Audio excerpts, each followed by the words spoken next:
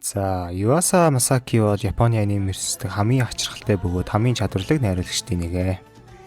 Бидний сайн мэдэх Devil May Cry Baby, Ping Pong зэрэг аниме ерхий найруулагчаар Doraemon, Shin-chan, Samurai Champloo үдрийн K animation-аар тэгэнгүүтээ бас Spy X Family-ийн storyboard гэх мэтчлээ. Тэр бүл Cartoon Network-ийн Goat гэж яригддаг Adventure Time-ийн хүртэл 6 дугаар бүлгийн 7 дугаар ангийг найруулж исэн удаатай хүн. Би өгнө бол аниме найруулагчдыг яг тэр барууны киноны найруулагчдыг нэг сүртэй авч үздэг байхгүй юу? Миний хамгийн дуртай аниме хүртэл найруулагч нь гэж ямар ч юм байсан бүү мэдтээ. Тэгээд Mind Game гэдэг анимыг би 2021 оны хөл хорионы үеэр үзчихсэн.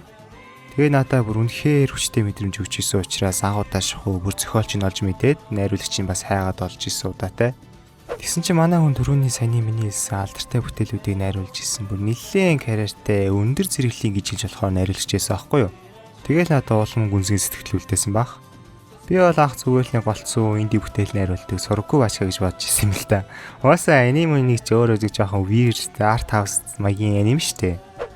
Тийм, ер нь бол Yuasa Masaki бол миний ганц тэгж obsessed болж исэн гэж хэлж болохоор аниме найруулагч. За тэгээд энэ бичлэгтэр бол би аниме үйл явдлын нэг үржлээ ярихгүй, голцоо анимех нь хүрэх гээд байгаа мессеж таалагдсан зүйлс тэгэл өөрийн үзэл бодлоо хаваалцах бах. Ер нь намайг баян хүсдэг хүмүүс мэдэн дээ. За, энэ маань машиндаа нэлээд гутрангуй бодлогошин суух хөгшин якузаагаар эхлээд яагаад ч юм гинтл хоорондоо холбоогүй гэж хэлж болохоор баах олон сценүүд урсдаг. Ерөнхийдөө одоо бодоход тэр бүх сценүүд нь яг нэг цагт өрнөж байгаа буюу амьдрал гэдэг ямар олон өнгөтэй, ямар олон боломжуудтай юм бэ гэдгийг харуулахыг зорьсон баг. За, энэ сценүүд урсч дууссаны дараа бид анимийн хоёр гол дүр болох Ниши, Мио хоёртой танилцсан. Ниши ахлах ангид байхдаа Мионыг крашлдаг байсан. Мион ч гэсэн ер нь өөрт нь ч бас талтай. Даанч алайлан төрүүлж алхам хийхгүй байсараа түнд ирс хоёр гэж хэлж болно. Нишиш тэгэл өөрийнхөө хулчгаар арчаагүй зангаа үзий ядаад байжсэн чинь Мион болоо одоо бүр найз залуутай болцсон. Удахгүй хөрмэн инж гэдгийг бас хэлдэг. Тэгсэн нэг ертөнцид Ниши маань анх удаа зоригороо тэр хүнтэйгээ битгий гэрлээ. Надад дахиад ганц л боломж олгочихоо гэд Мион ч гэсэн өөрт нь хайртай байсан болохоор баярлалаа. Манай хоёр баг буцаа нийлэхнүүдээ гэсэн ч гэсэн даан чинь манай ертөнц биш байсан. Жинхэнэ ертөнцид бол Ниши стил холчисаар байгаа л юу ч хэлэхгүй өнгөрөөдөг. За, энэ сцен ер нь л дангаараа баг энэ анимын гол санааг хэлээд өгөндөө. Ямар нэг зүйлийг хийхэд оройтно гэж байхгүй. Чиний амьдралын үр дүн зөвхөн чиний сонголтуудаас л үүсдэг гэсэн энэ мессежийг энэ сценээс болон цаашдаа ч гэсэн хэд хэдэн сценүүдээс олж харж болно. За тэгээд манай хоёр Мионы ихчийнхэн ажилуулдаг баарнд дуугаа сууж итэл аавыг нь хайсан хоёр якуза ирдэг. Тэрний нэг нь мэдээж нөгөө анимехэнд гардаг хөшөө якуза.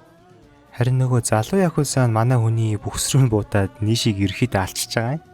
Тэгээд Нишигийн сүнс болохоор дахиад хулж байгаа л юу шийд чадалгүй амиа алдсандаа өөрийгөө үзье ядаад ээж итэл бурхан түүн дахин нэг боломж олгодог. Нэрээ энэ бурхан нь ингээл байнгын царайгаас л янз бүрэлээд байдаг штэ. Тэр нь нэг бол бурхан гэдэг зүрийнхэн зүгээр тэр нөгөө бүхнийг чадах гэсэн шинжийг харуулж байгаа бах. Эсвэл нэг дор маш олон газар, маш олон өөр үйл явдал зэрэг өрнөж байгаа шүү буюу амьдрал гэдэг өөрөө маш олон боломжуудаас бүрддэг юу ч тохиолдож болно гэсэн өнөөх л анимехан ихэнд илэрхийлсэн гол санааг дахин илэрхийлсэн байж болно. За тэгээ цаг хугацаа ухраад манай хүн яг нөгөө буудуулахынхаа өмнөх үедээ дахин ирдэг. Харин энэ удаа манай хүн бууж өглөхгүйгээр тэмцснээр залуу якузаага алчиж байгаа. Тэгээд Мион болон түүний хчи аваад зугцсан ч гэсэн замдаа халин залгуулжтэй штэ. Халимны эзэн дотор ороод тэндээ 30 жил амьдэрсэн нэг өөтэй таарад манай хэд ер нь л бараг гарах боломжгүй юм байна өө бид энд өвөр тасчлаа гэдгийг ухаарч байгаа. Тэгээд ихэндээ бол жоохон айж сэтгэлээр унжсэн ч гэсэн сүултээ харин ч тэр гадна ертөнцийн дарамт шахал дүүрэг хариуцлага бүгдийг орхиод мартаад одоо л нэг хүн шиг юу дуртайгаа гэж чөлөөтэй амьдэрч болохоор боллоо гэдгийг ойлгоно. Манай тэгэл бүр амьдралаа шинээр эхлүүлэхээр шийдсэн цоо шин хүн болж байгаа штэ. Мионы гчдэр бол үсээ тариал гэрээзэгтэй идэрхсэн дарамтнаас ангиж чирчиж байгаа болохоор одоо л нөгөө хүүхэд байхдаа мөрөөддөг байсан усан сэлтэй бэлтээлтэй. Манай Ниши Мио хоёр ч гэсэн одоо л нэг хоёулахнаа үлдсэн учраас бүх юмаа хаваалцаал хоорондоо ойлголцоогоо. Тэгээ тэр нөгөө сексидэг сцен бол бүр үнэхээр тийм weird тэрнээ яагаад ч юм нэг тийм өвдөстэй ч юм шиг ерөөсөө баг нүц авчихгүйгээр би хид хид удаа үзсэн аахгүй энэ сценийг.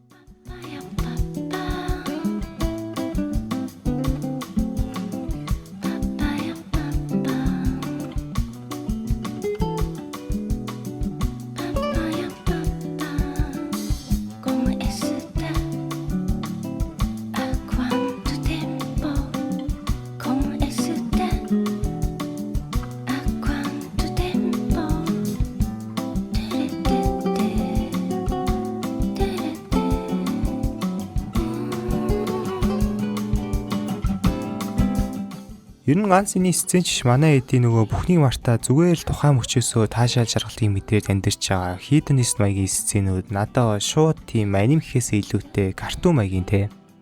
Ялангуяа нөгөө Дамбагийн яг нэг юм хөө сцен байдаг та. Тэрнтэй төсөө санагдсан. Тэгээ мэдээж таалагдсан, үнэхээр өрмөөсөө шатсан.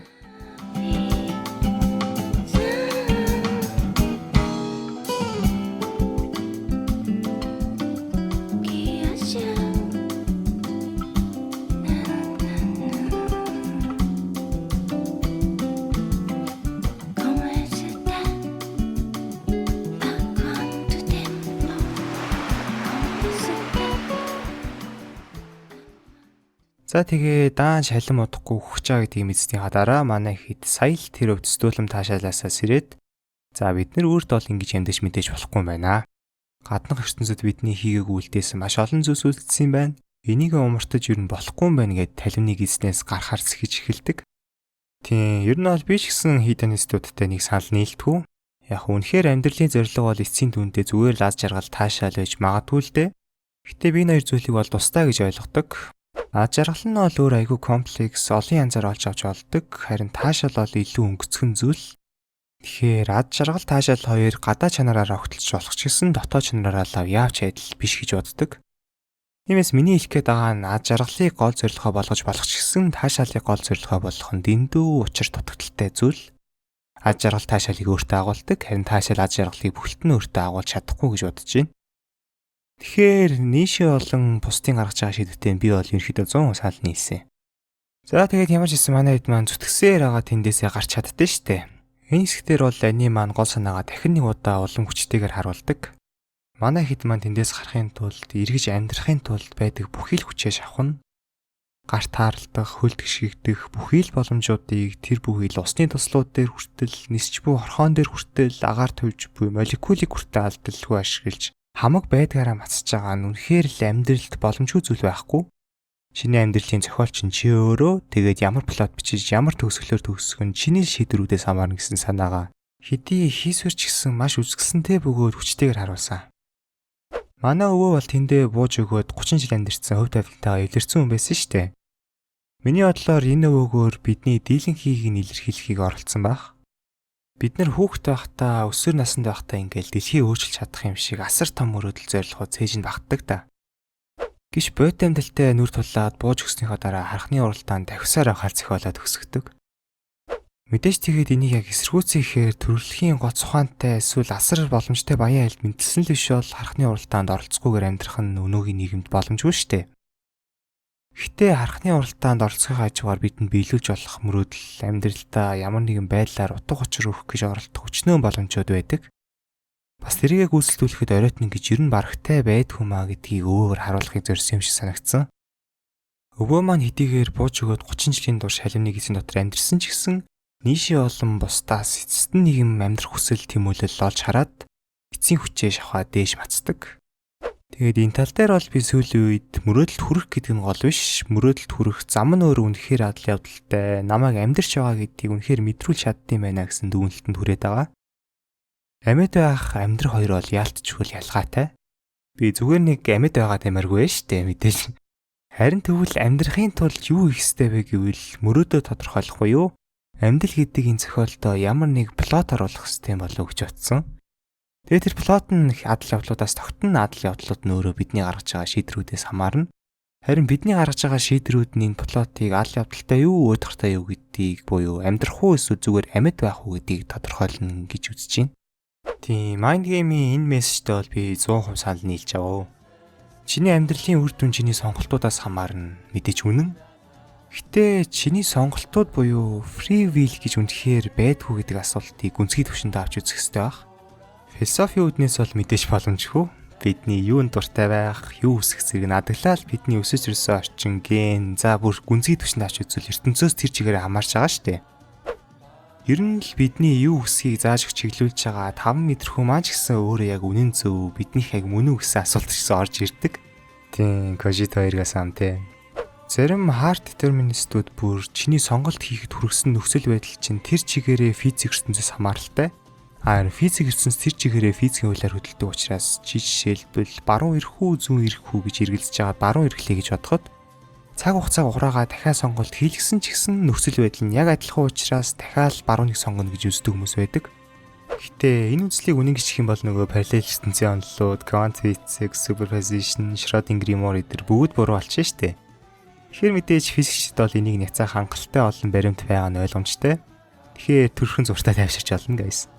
Гэтэ жоохон тайшрах юмгүй psychology-гийн хувьд ч гэсэн 1980 оны Benjamin Libet-ийн туршилтаар хүн ил ухамсараараа ямар нэгэн шийдвэр гаргахаас 300 миллисекундын өмнө далд ухамсар нь төрүүлээ шийдвэр гаргах тийм байна гэсэн дүгнэлтэнд хүрч ирсэн. Яг нь хүний далд ухамсарыг ил ухамсараар нь бүтээж болдог л доо. Гэтэ тэр далд ухамсарыг бүтээх гэсэн ил ухамсарын шийдвэрийг далд ухамсарт гаргаж байгаа байхгүй юу бас. Тэгэхээр шинжлэх ухаан болон гүн ухааны аль аль талаас нь авчигдсан free will гэдэг ойлголт утгагүй байхгүй болчиход байгаа. Яг нь шашны талаас нь авч үзвэл хүний ухамсар spirit гэдэг зүйл ганц тархиар хязгаарлагдахгүй гэд free will дутуу өгч болох юм байна. Гэхдээ мэдээж аливаад бүрэн гүйцэд хариулт олоход бол шашин хангалтгүй байдаг. Тэгэхээр миний бодлоор одоохондоо үнд заавал нэг батны хариулт олох гэж оролдоод хэрэггүй бах. Бид нар ингээ хин нэгнийг хайрлахдаа за энийг хайрлах юм бол тийм хэмжээний оксидозын даавар ялгарх юм байна. За тэгвэл хайрлчаа гэж хайрладаг шүү дээ. Бид нар ертөнцийн утга учир яг юу вэ гэдгийг мэддэггүй ч гэсэн амьдрсаар л байдаг. Тийм болохоор хэдийгээр хүзий төвшөндөө free will байх боломжгүй ч гэсэн өнгөс төвшөндөө бидэнд бүгдэнд нь үзэл бодол сэтгэл хөдлөл гэсэн хоёр хүчин зүйлээрээ гурав дахь хүчин зүйл баригдалгүйгээр сонголт хийх шийдвэр гаргах боломж өнөөгийн нийгэмд бол боломжтой болсон. Тиймээс энэ анимын гол санааг гүнзгий түвшинд авч үзвэл няцаах боломжтой ч гэсэн өнгөс түвшиндөө санал нийлэх ёстой байх. Тийм хэдийгээр free will хязгаартай ч гэсэн хэдийгээр амьдрал өөрөө шудраг биш ч гэсэн хүн болгонд тухайн нэг түвшиндөө шийдвэр гаргах, тухайн хэмжээндээ ямар нэгэн сонголт хийх боломж байдаг учраас шинэ амьдралыг чи өөрөө л бүтээнэ гэдэгтээ бол би 90% санал нийлж байна. Гэтэ нэрээ Mind Game-ийн манга дээрээ манай хэд халимны гиснээс гараал төгсчт юм байлээ. Анин дээр бол Юаса найруулагч төгсгөлийн арай өөрөөр буюу манай нөгөө хөшийн Якуза залуу гинт машин эргүүлээд хайртай хүн дээр очсноор бүгдийнх нь хөв тавилан ч гэсэн дагаад өөрчлөлтөд дуустдаг.